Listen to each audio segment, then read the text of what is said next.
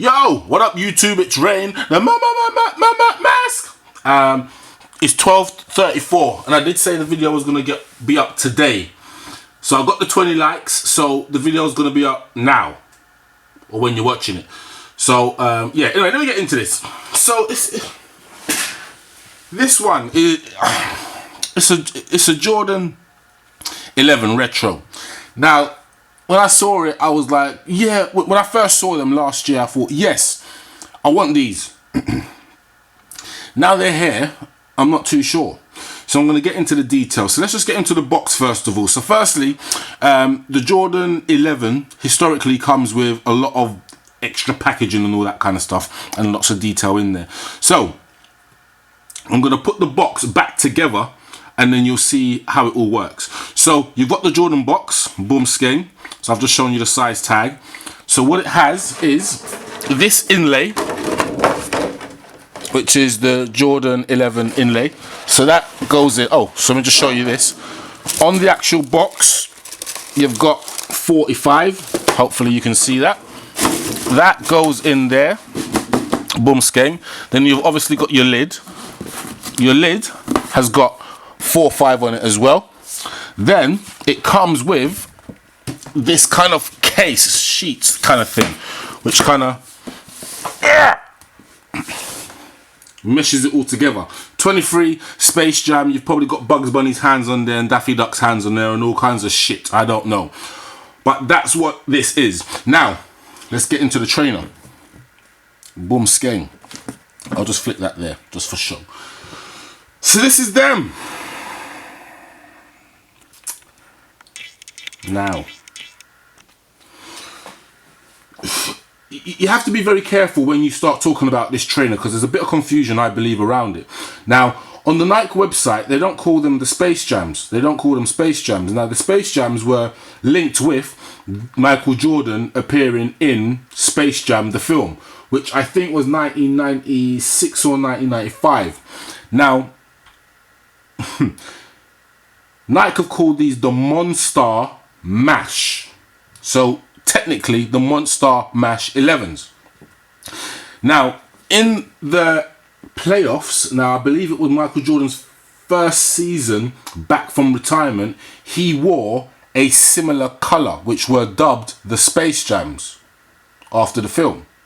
So from what I believe is that he did the film first in his retirement, and I think he was playing baseball at the same time, then came back and then played a season, or maybe it was the other way around. He did the season first, then did Space Jam. I'm not too sure.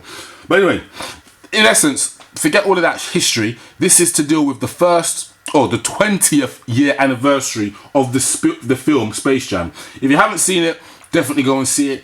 There's a soundtrack to it, and there's a track with B Real, Busta Rhymes, LL Cool J, Method Man. Make sure you listen to that. Listen to Method Man's verse. But anyway, so they've released a few times. I think they've released 3 times prior. So 1996, I think, or 1995. Then maybe it was 2000.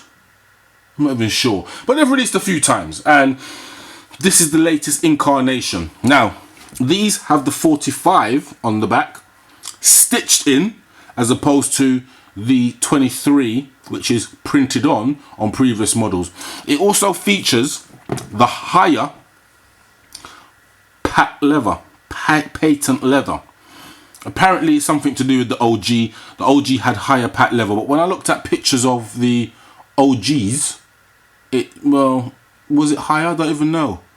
I think the Space Jams, which he wore, because it was very limited, because he only wore them for the film. I thought those had the higher patent leather, and then the ones that he actually played the playoffs in, or the ones that were dubbed the playoffs, were like the breads and all that other kind of stuff.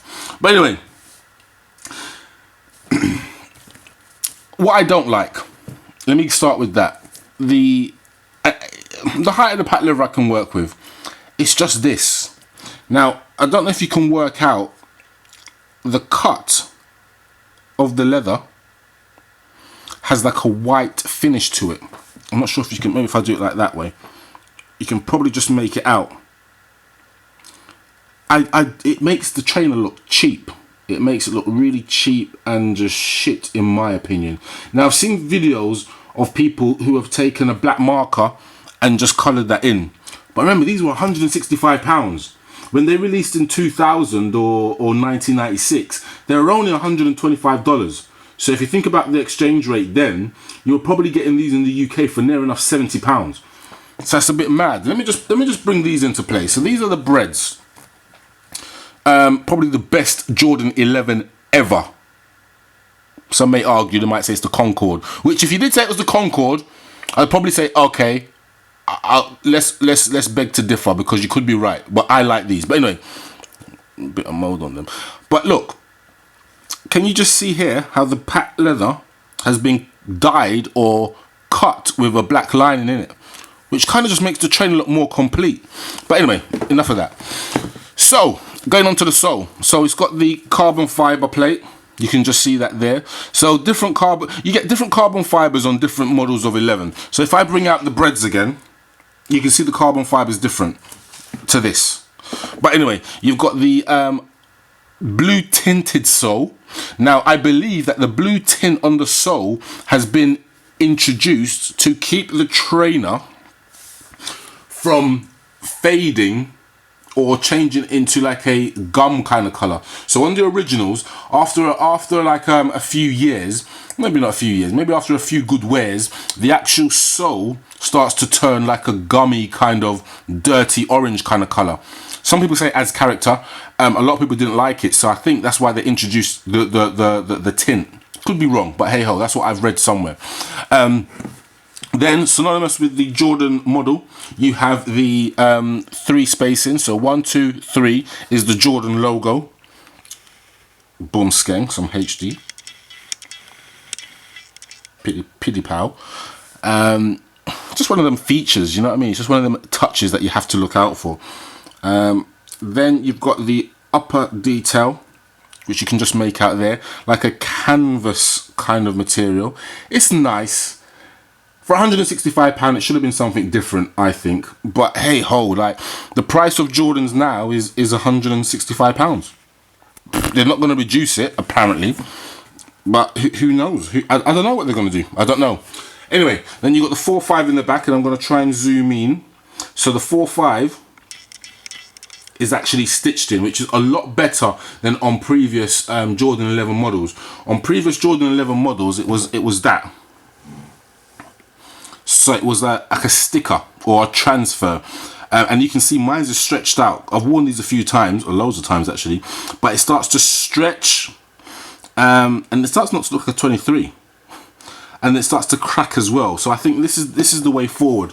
Then you've got the Jumpman, which I'll try and...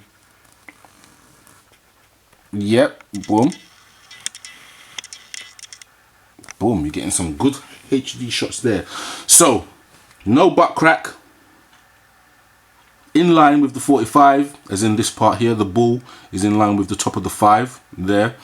Yeah, well stitched, yeah, but let me just show you something, because remember, people were saying that if it's got a butt crack, it's no good. He's got a butt crack there. I don't know if you can make that out, but anyway, for me, I just think that the trainer itself is okay, but it's just nothing fantastic, and it's not worth £165. Will I be keeping them? I'm in two minds, I really am. You know what? Another thing is that you've got these widow's peaks. I don't know if I can focus in on that. Perfect. Right there. And what that signifies is that the leather hasn't been cut properly, or it's on a machine which it's just not the quality that you expect. Like, no matter if it fix up, you know, £165 can buy you a lot of Nando's in the UK, and a man is trying to throw out trainers, mass production, over 1 million pairs apparently in production, and you're getting widow's peaks all over the place. Look, there's another one there. Look at that bastard. The fucker. Like, man, I know a lot of people are saying, oh, the quality on these is good and I can't find any flaws in that, but realistically, they're £165. For £165, you can buy a lot of shit. A lot of shit. And remember, this is a mass-produced trainer. It's not limited like back in the day. When I say back in the day, they're not limited like the original Space Jams which came out with the movie. The only thing is that this is memorabilia. The reason why I say that is when you look at the box and you look at all the trademark shit. So I'm not sure if you're gonna get that, but on the box you've got all the trademarks. You've actually got all the Looney Tunes business on this. It says anything that comes in this Looney Tunes trademark. It says the air sole is trademark, and then it says the Jumpman logo is trademark. I haven't seen that on another Jordan box in a while or in a long time.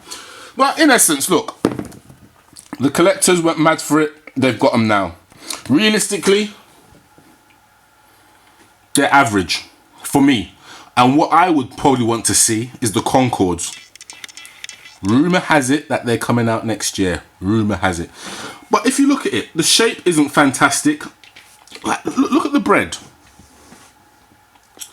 It's a lot lower. The patent leather's not as high. It's got that little bit of a curve. It's got a bit of toe box shape. A shorter toe box as well by about ½ an inch.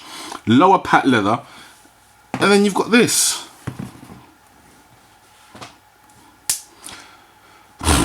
I don't know.